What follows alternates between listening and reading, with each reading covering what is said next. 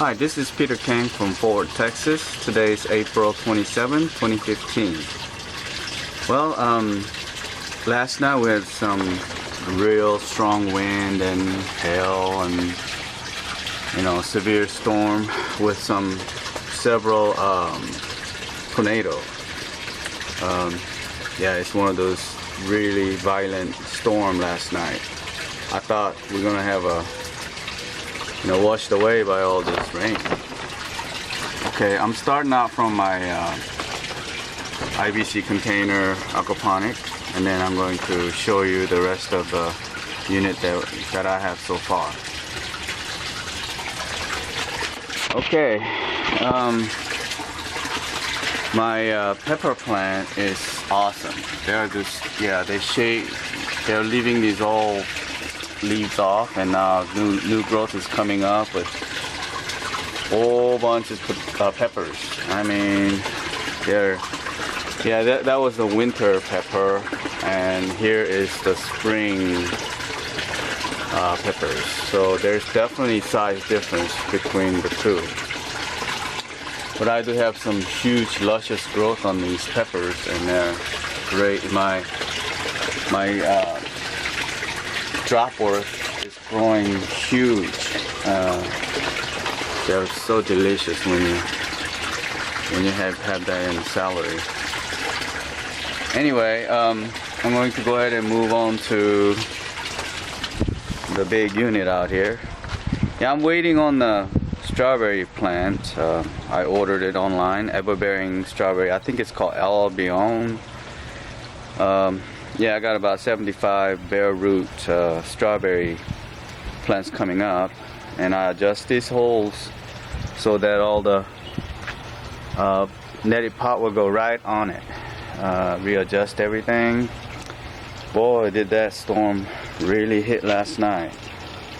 Yeah, and my dirt garden over here is enormous when it comes to my rosemary and my sage. Sages are flowering, and there's some bees over there. I know the other day it stung my leg, but yeah, it's flowering real well.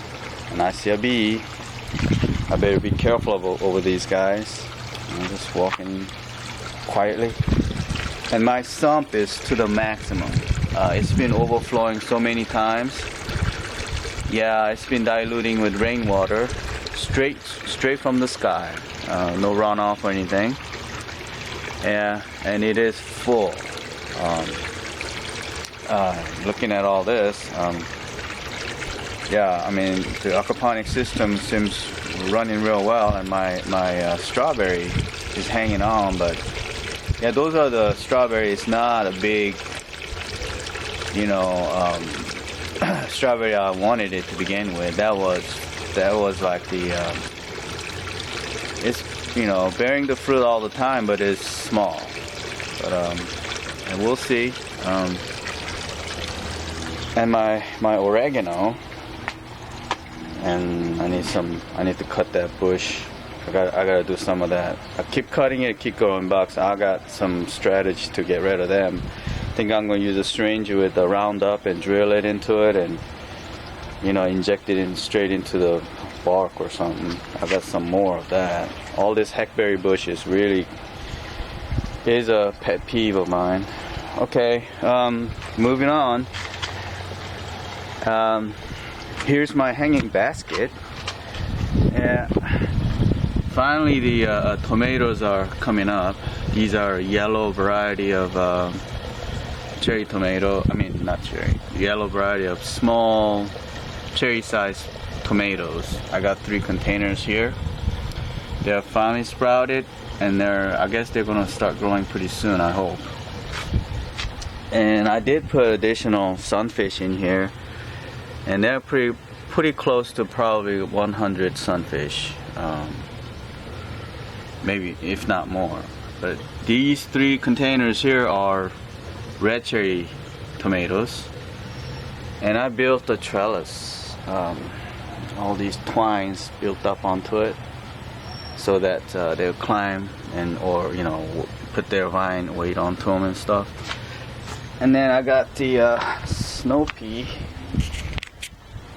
well, sweet snow pea, I guess. I got 3 containers of these. They're already having the runners, and they're eager to climb up into my trellises, which is okay. Another view of it here, and I did put middle structure so that it'll have, you know, in case it does weigh into it, it's not going to touch the water, the whole vine anyway.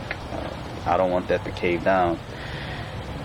So I got these 3 snow pea type, and then I've got the climbing cucumber. Cucumber is going really well. I got 4 of these containers of it, and I'm sure they're gonna climb up into here too. And then walking through on the side, boy did it rain. I dug a 40-foot trench over here so that I'm siphoning my water out to there with a little control valve with my clip over here. Yeah, all the neighbors are higher ground than mine, and boy, water really does. And here's the full capacity if I let it. Yeah, but if I do that, it's gonna drain all out, and it's continual seepage deal. So I've got this little clip here to control my flow. So it's flowing just about the right time. That way I don't break my siphon.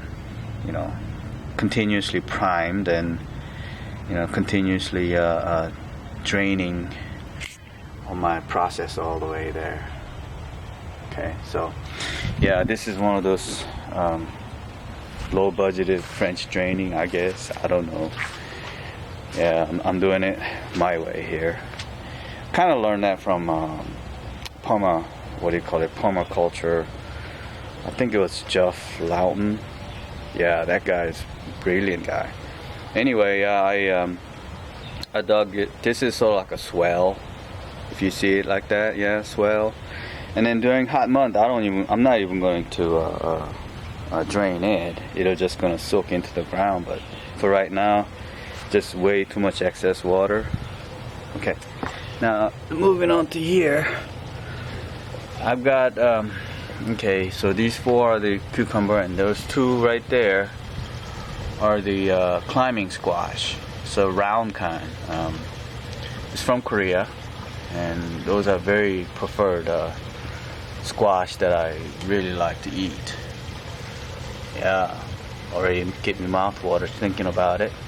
And then I reserved one of the container for a Korean honeydew melon.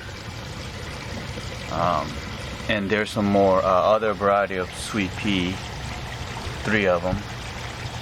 So yeah, all these are going to be vining, fruiting vegetable type for my taste.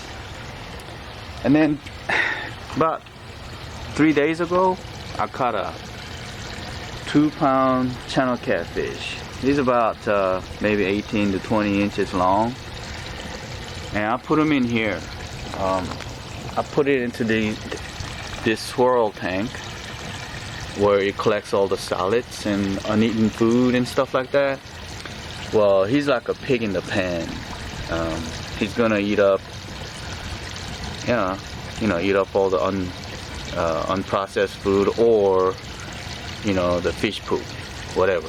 He eats the scavenger. So he's like the pig in our system. That way, you know, least amount of solid waste is been taken out. Hopefully he'll convert some of that into minerals. Anyway, that's that. And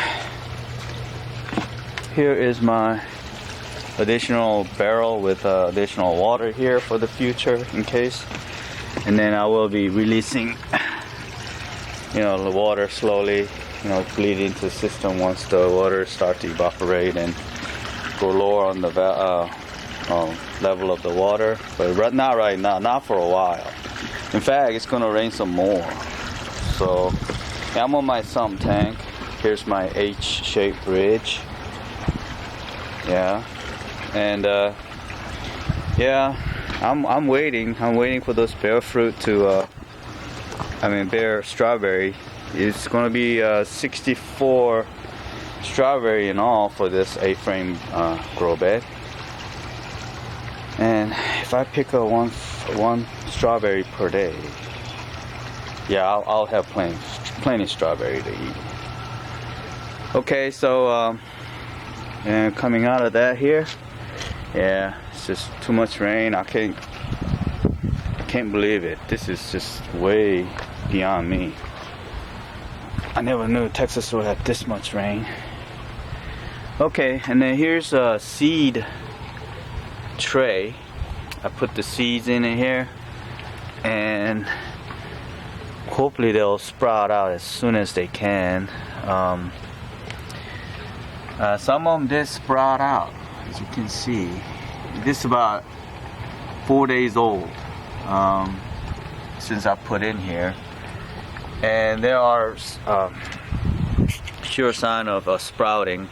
They've, you know, each row has different type of vegetable. I forgot what it was, but I wrote it down. But yeah, some of them are coming up already. It's and all that hail that came through last night, it bounced off my shade net. Thank God. Thank God for the shade net. There was some huge hails coming through here, and strong wind and big droplet of rain. And anyway, right under here, you probably be a bit more friendlier for the vegetable at this point, with all this sheltered structure. Yeah, but you know, yeah, some of them I put the seeds kind of deep in here, and they're coming up. They're coming up all in here. Yeah, I figured out the system now, how to do this thing fast. And I'm using these white foam. Well, they call it a furniture. What do you call that? It's like a padding, you know. They sell that in those. I guess it's not. It's called the row.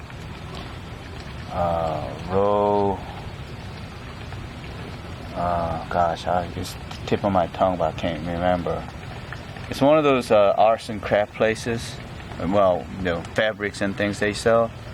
I forgot the name. Row something. Anyway, I'm sorry. Yeah. Anyway, yeah. These are the furniture padding stuff. You buy by the roll and you cut them up, and it's very economical compared to buying all this expensive Groden stuff, you know. So I'm using it as feasible as my low budgeted you know, gardening here. So yeah, I put these more containers with you know, vermiculites and combination of coconut coir and, you know, organic potting soil. Doing pretty good so far. These are recently been put in. I forgot what they were.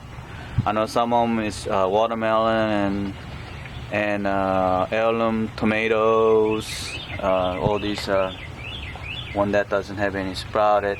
Yeah, these is what I have, mainly those. And then I have bush bean right there.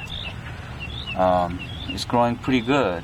Yeah, again, this been about a week old since I put in there. And here is squash. These are not the climbing kind, these are the bush type. And hopefully they'll fight for the space and be enough nutrient for them to live in this amount of space. Let's hope that's how it's gonna be. And then right here I put some maybe it is sprouting out. Little glimpse of hope right there, maybe. Oh, again, that pill bug. Pill bugs really kills me every time I see them into the water. Yeah, maybe that's the sprout. I don't know. Well, it's the eggplants. Half of it on the right hand side is Japanese eggplants, and one on the left hand side is supposed to be Chinese eggplant, but I don't see anything. I planted about the same time as these guys, but they're doing well, but I don't see anything here. Maybe I need to try them out like that and then plant it. I'm not sure how. I'm just gonna wait for a few more days, and then if not, I'll just go ahead and put some turnips and stuff in here. Add more soil and more medium here, and put some turnips in it. And then here used to be supposed to be bell pepper. I'm not getting anything. I'm gonna wait some more, but again, if it doesn't work, I'm gonna use that way with the floating raft and see. And then yeah, and one thing, this was kind of phenomenal here, because this one I planted it 2 days ago, and these are the turnip greens. Oh man, they come up really fast. Yeah, it looks like these are the future way for me. It doesn't take much, but they're already coming up, and within a couple of weeks or so, it's gonna, you know, try to come out of this container and try to be green as possible, I'm sure. And I forgot what those were, but I'll find out as they sprout out.